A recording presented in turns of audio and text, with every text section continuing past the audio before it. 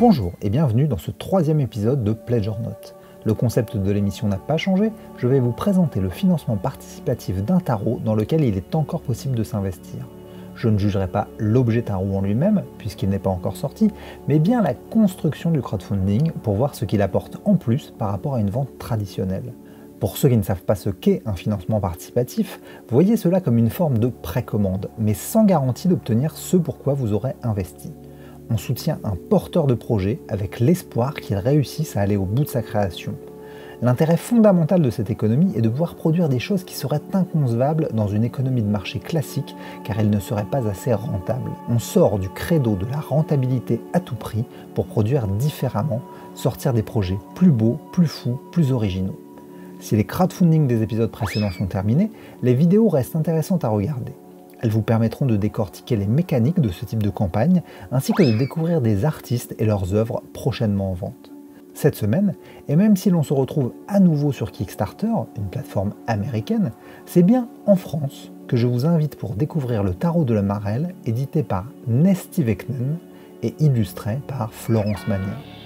Donc le tarot de la Marelle est un projet qui est lancé par les éditions Nesty Veknen, je ne sais pas trop comment ça se prononce. C'est un éditeur qui est né dans les années 90 à peu près, que j'ai découvert l'année dernière en fait parce qu'ils ont fait un autre projet sur Ulule cette fois-ci, qui est une plateforme qui est majoritairement française. Et il s'agissait cette fois de sortir l'artbook de l'illustratrice Florence Magnin.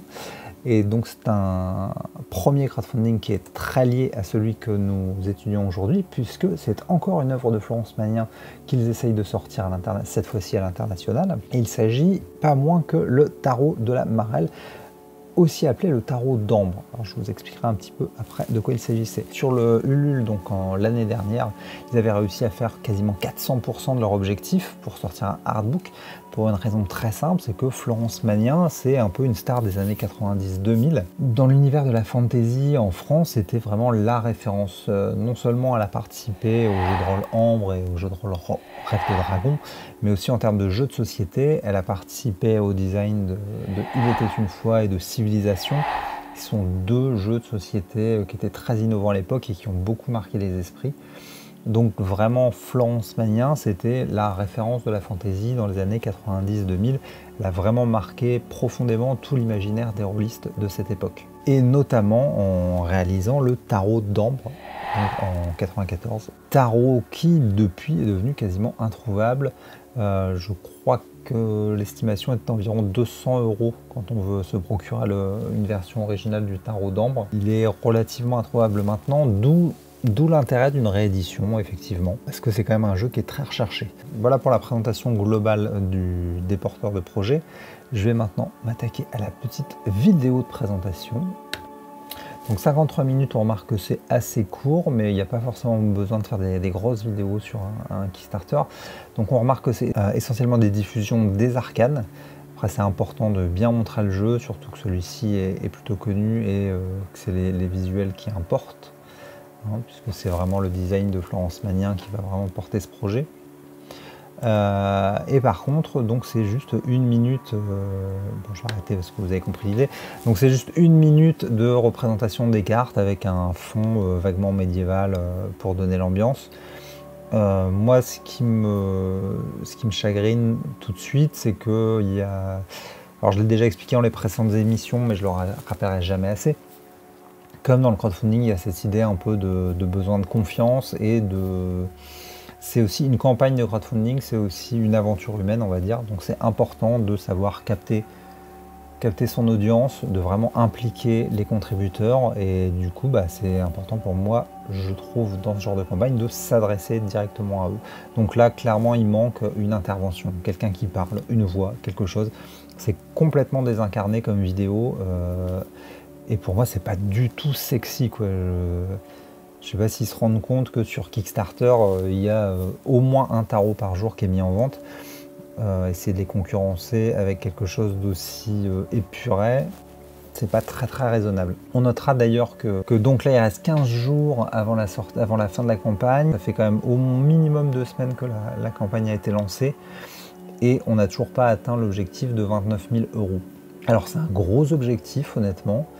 Mais sur Kickstarter, des tarots un peu stars, ils sont capables de faire ça en une journée en fait. Donc Florence Magnin, elle n'est pas connue à l'international.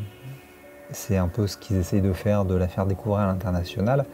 Mais s'ils avaient un peu plus marketé le truc, les 29 000 €, ils étaient pliés au maximum en une semaine. Là, le fait qu'ils aient toujours pas été atteints montre qu'il y a quand même un petit souci au niveau de la page et que l'objectif n'est pas vraiment atteint. À noter, donc je vous ai parlé tout à l'heure du tarot d'Ambre. Ici, vous n'en verrez pas de mention. Ambre, c'est une saga littéraire qui s'appelait la série des Princes d'Ambre, qui a été écrite par Roger Zelazny. Il se trouve que pour la réédition du tarot, ils n'ont pas obtenu les droits de la saga, tout simplement. Donc, ce nouveau tarot est complètement décorrélé de ce qui avait été fait pour le précédent. Ça ne change rien au niveau des illustrations. On va vraiment retrouver les illustrations à l'identique. C'est juste au niveau du nom, au niveau des livrets et au niveau des noms des cartes. Parce que sur la version précédente, on pouvait voir les noms des personnages des romans apparaître sur les cartes. Donc tout ça, ça disparaît pour avoir une version un peu plus neutre, mais qui est toujours aussi jolie. Donc bref, pour la vidéo, je trouve qu'ils auraient dû faire un peu plus de... le minimum aurait été qu'on voit Florence Magnin et qu'elle s'adresse aux spectateurs, qu'on la voit en train de travailler. Enfin voilà, c'est des trucs assez basiques, mais qui sont vraiment importants. Je veux dire, c'est un peu des fondamentaux en fait d'une vidéo. Là, c'est beaucoup trop lisse. Au niveau de la clarté du projet, alors le premier truc à noter, c'est que là, ici, vous voyez, voir la page du projet en français, parce que la page, elle est entièrement en anglais, ce qui est un peu con pour un éditeur français et une personne qui est surtout connue en France. Mais au moins, ils ont pensé à faire une page qui est entièrement en français, qu'on va retrouver sur leur site internet.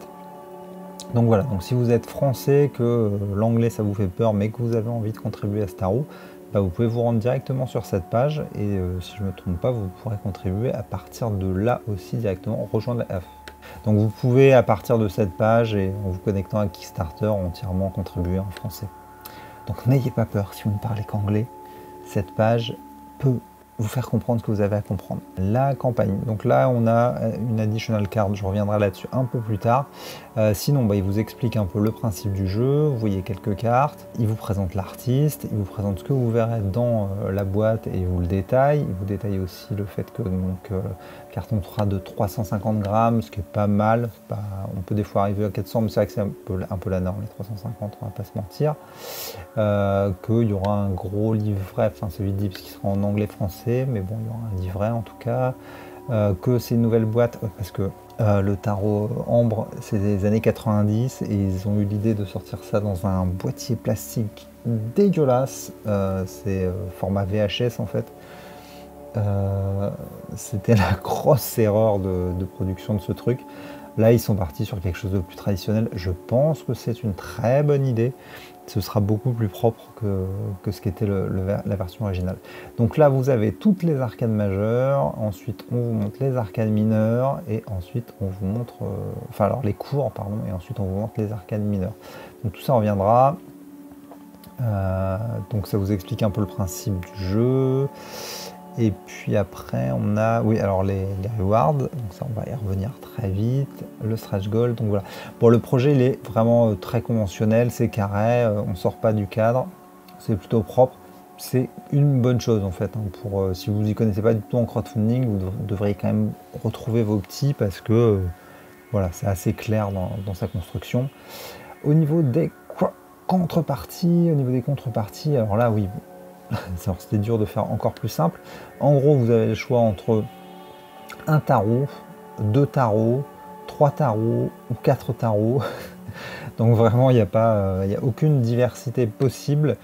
C'est juste, tu prends un tarot et point, quoi. Basta. Si vous en prenez 2, vous devez gagner 1 € pour chaque tarot et puis vous économiserez aussi sur les frais de port.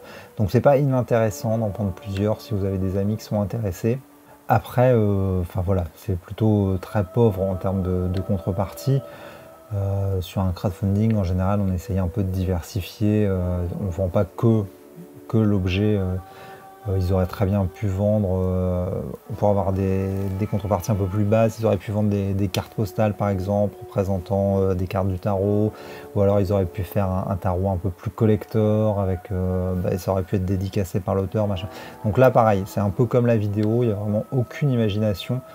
Tout ça en fait respire vachement la pré-vente en fait, c'est vraiment calibré et ça fait pas du tout... c'est pas sexy en fait, hein. Pour l'instant c'est très très carré, très propre, là-dessus j'ai rien à redire, mais il n'y a pas d'imagination derrière, il n'y a pas de créativité, c'est la base de la base. Niveau stretch gold, alors, et ben là encore, c'est pas funky les gars, hein. Alors que, je vais revenir sur leur Ulule, ça c'est tout ce qu'ils ont débloqué. Après donc, ils ont explosé les compteurs. Donc le premier objectif atteint, le premier objectif, donc, bon, logique, c'était le financement. Deuxième objectif, c'était des marque-pages. Il y a 4 marque-pages qui étaient plutôt jolis. Pour sortir un livre, des marque-pages, ça paraît évident, et d'en mettre 4 dès le début, c'était plutôt sympa. Après, on a quoi? On a un ex-libris. Pourquoi pas? Après, on avait des pages en plus, c'est très bien. Pour un bouquin, d'avoir des pages en plus et du contenu en plus, c'est génial. Après, il y a d'autres marque-pages. Après, on avait un autre ex-libris, encore d'autres marque-pages. On va pas le boucler les mêmes trucs. Par contre, après, on avait un bloc-notes. Après, ils ont fait des cartes postales. Et ensuite, ils ont carrément sorti... En fait, c'est un écran de jeu de rôle, très clairement. Un triptyque qui se déplie, voilà. Et enfin, ils ont fait un poster double face avec des règles de jeu. Enfin, bref, ils ont vraiment essayé d'être un peu créatifs sur la fin, en tout cas. Donc une fois qu'ils ont défoncé les objectifs, ils ont essayé d'être créatifs. Là, sur celui-ci, alors ils sont très loin de l'objectif, mais qu'est-ce qu'ils nous proposent? Donc une fois que tu as atteint l'objectif de 30 000 € quand même, c'est pas rien, ils vous proposent un ex-libris. Ok, pourquoi pas, mais c'est pas dingo. Et le deuxième stretch goal, c'est quoi? C'est un autre ex-libris. Ouais, super. Et ouais, au bout de 5 000 € en plus, là, ils proposent de mettre de la couleur sur le livret. Ce qui est déjà un peu plus sympa et c'est un peu plus dans l'idée du jeu, quoi. Au moins, il y a un jeu de meilleure qualité puisque le livret sera de meilleure qualité. Mais voilà, il y a 3 fresh goals qui sont proposés et pour l'instant c'est quand même pas très inventif et pas très sexy une fois de plus.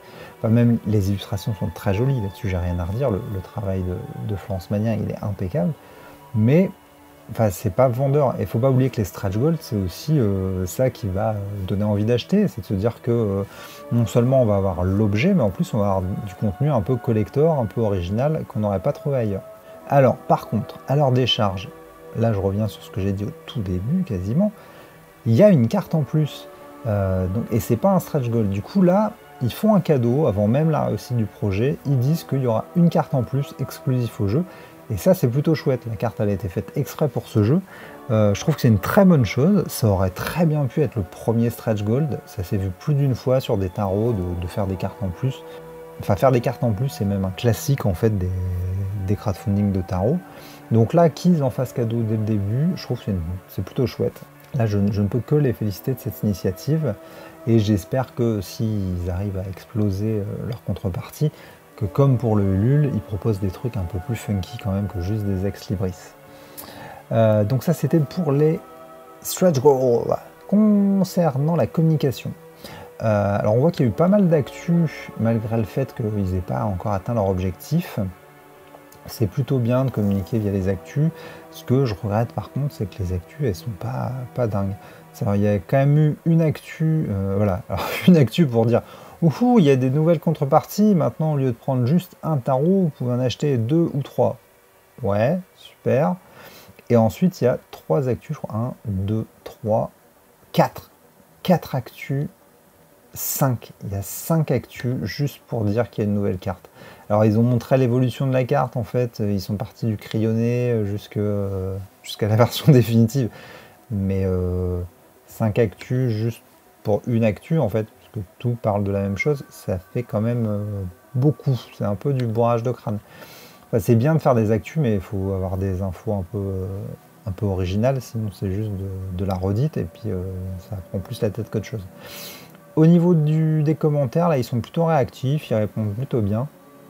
Donc on sent qu'ils sont motivés, enfin, en tout cas le community manager est au taquet et les réponses sont plutôt complètes. Donc ça c'est assez propre, hein, là encore. Donc on est vraiment sur une campagne carrée. Là-dessus, il n'y a rien à redire, je pense que... Enfin, en tout cas, si on regarde de toute façon le Ulule, quand on est dans les commentaires, on voit que tout le monde est content, ils ont bien reçu leur contrepartie et tout.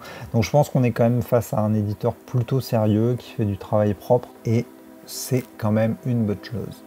Au niveau du tarot, alors on est sur un pur tarot de Marseille. Moi perso, c'est pas trop mon délire, même si j'en ai quelques-uns, dont celui-ci. Alors quel va être Qu'est-ce qui fait vraiment que c'est un tarot de Marseille? Eh ben c'est ça, c'est les arcades mineures dégueulasses, hein. Alors bon, on a les as qui sont très jolis, comme à chaque fois, très stylisés. Puis là, elle s'est vraiment lâchée pour faire quelque chose de très très beau. Mais après, on a toutes les cartes numériques. 5 de denier, bah, c'est 5 deniers. Voilà, 2 de denier, ça va être 2 deniers. Enfin, il n'y a aucune... c'est absolument pas inspirant, en fait. Donc ces cartes-là, si vous n'avez pas le livret à côté pour vous expliquer à quoi ça correspond, il n'y a aucune chance que vous puissiez leur trouver un sens, quoi. Ça se réfère à des choses qui sont extrêmement symboliques, très datées et qui ne nous parlent plus du tout. Alors je sais qu'il y a des gens qui trouvent ça fabuleux, côté très ésotérique, machin, ça leur parle à fond. Moi, je trouve ça beaucoup trop cryptique et pas du tout parlant. Et puis d'un point de vue de design, bah, je trouve pas ça beau, quoi. Je regardais là les coupes et les deniers. Enfin, quelle est la difficulté de faire ça? C'est des copier-coller quasiment. Tiens, je vais coller 9 deniers sur ma carte et ça va être fait. Enfin, c'est pas beau et enfin, moi ça me gêne un peu devant ça. Alors j'ai vu pire en termes de Marseille. J'en ai vraiment un qui est immonde et qui est la honte de ma collection. Je ne le nommerai même pas. Mais enfin voilà, là c'est quand même pas... Bon, les motifs sont jolis, c'est-à-dire que la coupe est jolie, le denier est joli, mais de là, t'en fous de 10 sur une carte pour te dire que c'est le 10 de telle carte. Voilà, moi ça me parle pas des masses. Donc au final, ça veut dire que les vraies cartes bien travaillées, ben, on va avoir les 22 cartes des arcanes majeures et puis les cartes de cours. Alors elles sont vraiment très très belles. En plus, les 22 cartes des arcanes majeures forment une espèce de puzzle qui est une grande fresque en fait. Il y a des liens entre les cartes. Par exemple, si vous regardez le battleur, vous voyez, il y a un petit village médiéval là-bas et il y a un tapis. Et si vous descendez là sur la roue de la fortune, vous allez retrouver le même tapis et vous retrouverez le même village médiéval. Donc les deux cartes s'enchaînent en fait. Vous pouvez les mettre l'une à côté de l'autre, ça va faire une fresque continue. Et il y a plein de cartes comme ça, enfin toutes les cartes s'enchaînent comme ça dans un sens ou dans un autre. Normalement vous trouvez la solution entre parenthèses du puzzle dans le livret qui vous permet de voir la fresque globale. Mais vraiment c'est un enchaînement qui est assez joli. C'est des cartes qui sont très détaillées, avec un graphisme très fin, les couleurs sont jolies. Enfin voilà, graphiquement j'ai rien à redire. Sur la qualité du jeu, je ne peux pas en parler. Celle de l'ancien était voilà, c'était un jeu de qualité sans être dingue, hein. C'était un beau jeu, point. Là, je ne sais pas qu'est-ce que ça va donner. Est-ce que s'ils réussissent à exploser des stretch gold, ils vont proposer des bords dorés ou un carton plus épais, tout ça? Je ne sais pas. Ça, je ne peux pas dire. Mais en tout cas, graphiquement, il y a vraiment, la patte Florence Magnin. Et indubitablement, c'est une très grande artiste française. Et c'est vrai que c'est chouette là-dessus que l'éditeur essaye de la faire connaître à l'étranger. Elle le mérite largement. Tout ceci étant dit, maintenant, il est temps de savoir, est-ce que je pledge or not?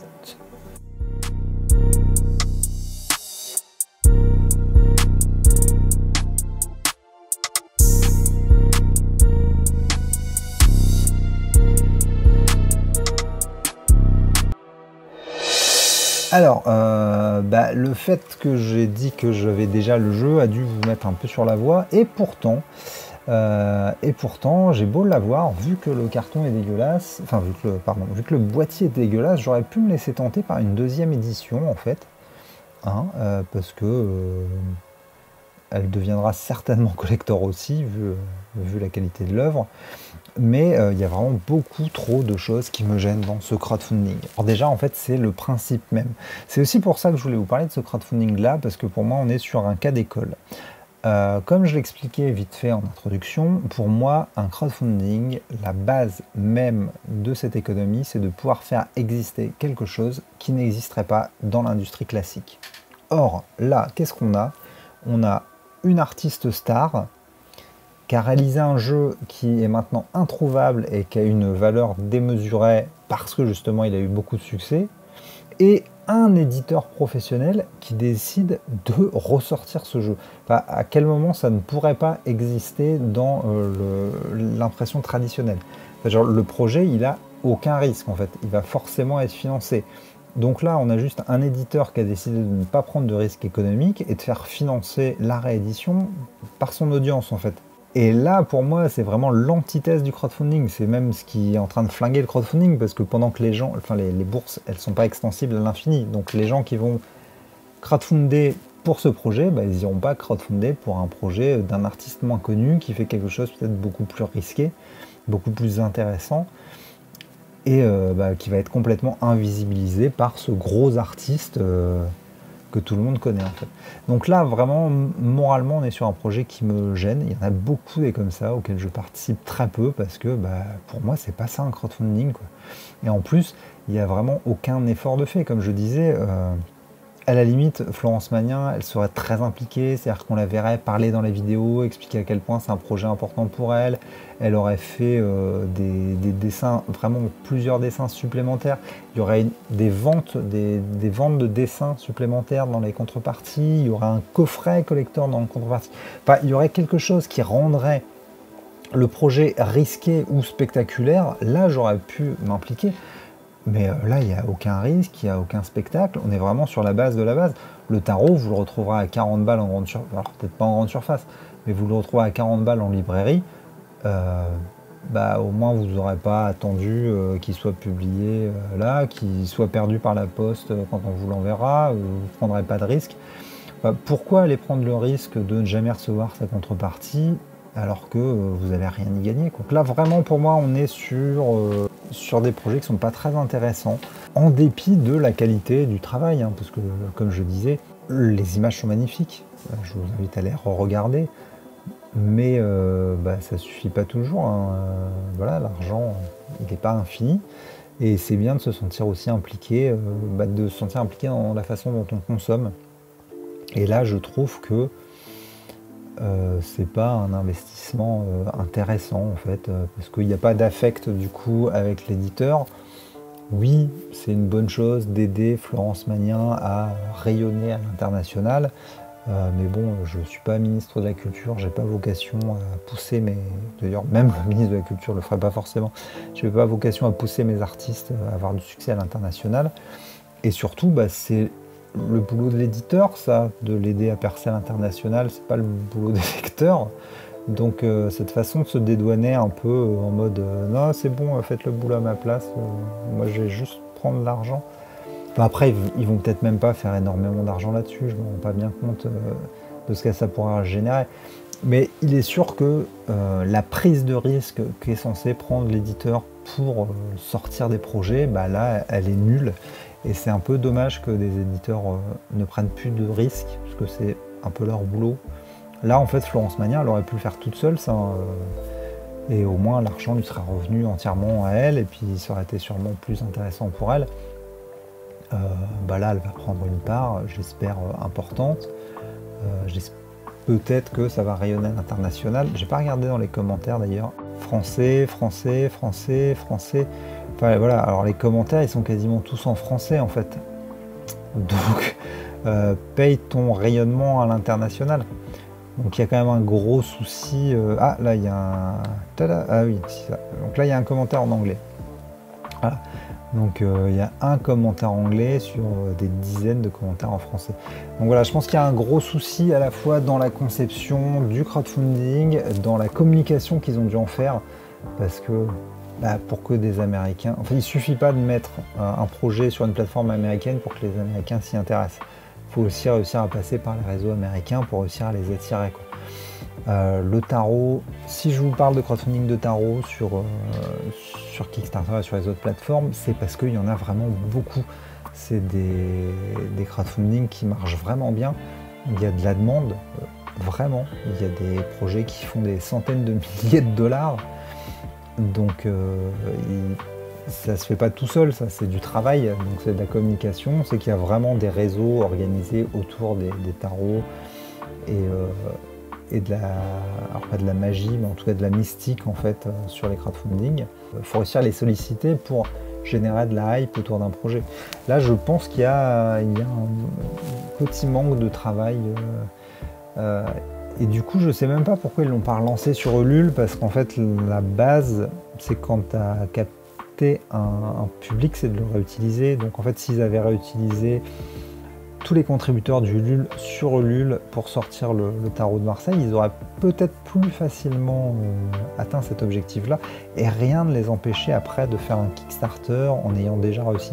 Donc rien n'empêche de financer un projet d'abord sur une plateforme, puis d'aller sur une autre. Il y a un très grand illustrateur français qui s'appelle Johan Lossel, qui a fait un Kickstarter l'année dernière pour sortir son nouvel artbook.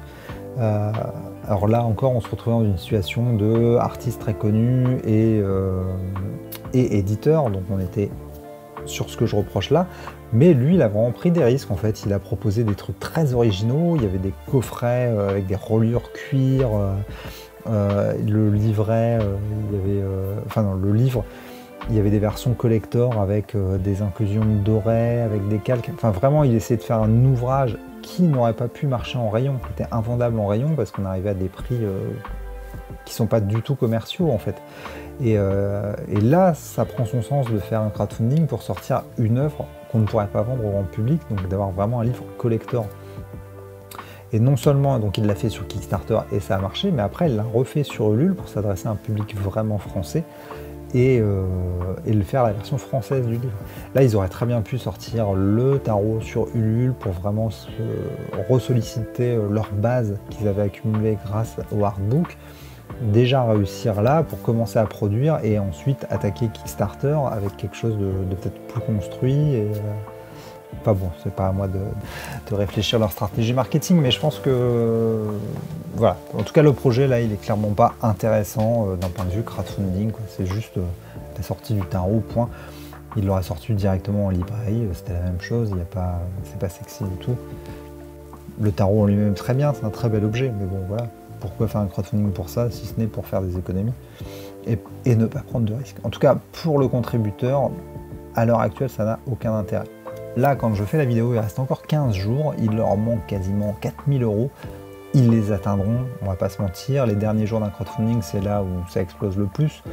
Donc ils feront peut-être 35 000 €, donc ils vont peut-être débloquer le livret couleur. Mais là, sauf annonce majeure, ils vont pas, enfin ils n'attendront pas les sommes de 60 000. Alors on verra, ça va être marrant de voir si, si ma prophétie se réalise ou pas.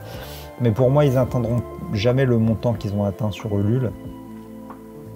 Et je les vois finir vers les 35 000. Il aurait fallu qu'ils soient vraiment beaucoup plus créatifs, ou en tout cas, il faudra qu'ils soient beaucoup plus énergiques, avec des annonces un peu plus fracassantes, c'est-à-dire avec des stretch goals beaucoup plus sexy que ce qu'ils proposent là, pour que vraiment ça enfle sur la fin. Mais là, je les vois finir à 35 000, ce qui est honorable. Voilà. Voilà, cette émission de Pledge or Not est terminée. Je suis content d'avoir pu vous montrer un peu un projet un peu plus standardisé, c'est-à-dire ce que j'aime pas trop moi sur les crowdfunding, par opposition aux deux précédents que je vous ai présentés, qui sont vraiment au contraire ce que j'aime dans les crowdfunding, c'est-à-dire des artistes qui mouillent la chemise et qui proposent des trucs un peu original, percutant, et où on sent qu'ils ont mis toute leur âme dans le projet, quoi. Enfin, là, Florence Magnin a probablement mis aussi toute son âme dans ses illustrations, mais la démarche derrière de l'éditeur est beaucoup moins enflammée, dirons-nous. Donc c'est important pour moi de vous montrer un peu ces différentes démarches, de vous les expliquer. J'espère que l'émission vous a plu, je ne sais pas quand la prochaine sortira, j'y vais un peu au feeling. Alors n'hésitez pas à en parler autour de vous. J'ai créé la page Facebook de Tarotor, donc si vous avez envie de parler crowdfunding, tarot ou autre, n'hésitez pas à la rejoindre tout simplement et à m'envoyer un petit message. Je partagerai sûrement des crowdfunding qui me plaisent bien Je continuerai à partager les vidéos, tout ça. Donc voilà. Donc la chaîne, elle existe parce que vous la regardez. N'hésitez pas à en parler autour de vous. Ça intéressera sûrement d'autres personnes. Et puis on va continuer l'aventure ensemble pendant encore un petit moment. Donc je vous souhaite plein de bonnes choses. Voilà.